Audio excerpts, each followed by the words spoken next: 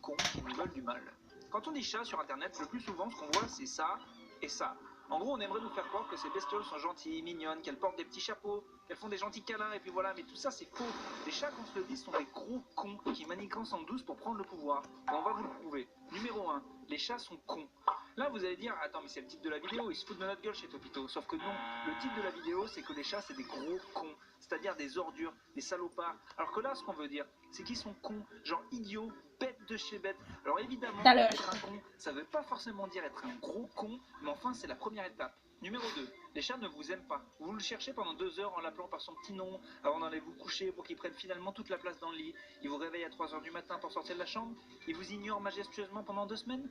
En gros, vous adorez votre chat et il ne vous le rend pas en fuyant dès que vous l'approchez. Vous êtes simplement dans la carte. Vous l'aimez, il vous aime pas. Numéro 3, les chats sont des crados. Que ça soit quand il fait ça dans sa litière, tiens, saloperie de truc blanc et propre qui couvre l'odeur de ma merde, je te hais, ou qu'il gère dans sa canne sur le parquet. Ah bah oui, c'est à force de mélanger le Sheba avec des souris, voilà ce qui arrive. Le chat est globalement un gros dégueulasse. Même s'il se lèche de temps en temps au ralenti avec une musique douce dans des pubs pour nous faire croire qu'il prend soin de lui, c'est un crado qui cherche à infester la maison de microbes. Numéro 4, ils aiment vous voir souffrir. Les humains sont peut-être de fiefés salopards, mais ils ont la décence pour la plupart de vous faire des coups dans le dos. Le chat, cette petite vermine sur pattes, ne prend du plaisir que quand il voit la souffrance dans vos yeux. C'est pour ça qu'il maintient le regard en faisant ses petits coups de pute. Tiens, dites-moi à ça, et ma patte, hop, par terre. Et là, ça te fait quoi quand je te regarde et que je fais ça? Ah, peut-être pas. Votre chat, c'est simplement Satan avec 4 pattes, des poils et une putain de langue râpeuse. Numéro 5, ils vous veulent du mal.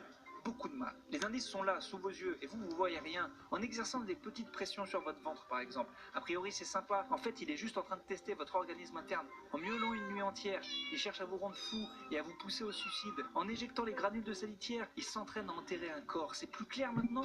Vous pensez vraiment qu'en vous ramenant une souris morte, il vous fait un cadeau? Vous avez jamais vu le parrain? C'est pas un cadeau, c'est un avertissement que le danger se rapproche. Méfiance, on vous dit. Méfiance.